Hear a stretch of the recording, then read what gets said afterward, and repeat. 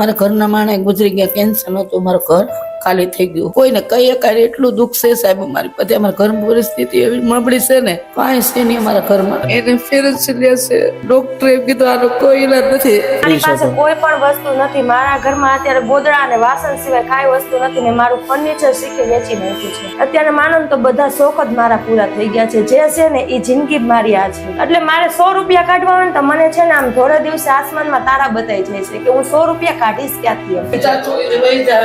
મારા સસરા લોહી ચડાવવા આવતા, જેથી લોહી ચડાવવા જવાનું હતું ને તેથી જી ગુજરી ગયા. તો એક બાજુ એની શમશાન યાત્રા હતી, નાનું લોહી ચડાવવાનું શરૂ હતું અને આના પગમાં ફ્રેક્ચર હતું તો આ કામે ગયા હતા. 10 નું લઈને 10 નું ખાઈ ગયા. ત્યારે તમે તારે ભણવું છે બેટા? હા. તો કેમ મમ્મી પપ્પા નથી મૂકતા તને? અમાર પાસે પૈસા નથી ચડે. મને નોન જપ છે. અમે પણ આ પરિવાર માટે ભીખ માંગવા માટે રેડી છીએ. હવે સમજો કે રામધામ ચેરિટેબલ ટ્રસ્ટ ભીખ માંગી રહી છે. અમને કોઈ ઇશ્યુ નથી આ પરિવાર માટે. મારી દીકરીની મદદ કરશે ને મારી માતાજી બહુ સારું કરશે. રડશો નહીં, ચોક્કસ કરશે માજી બધા.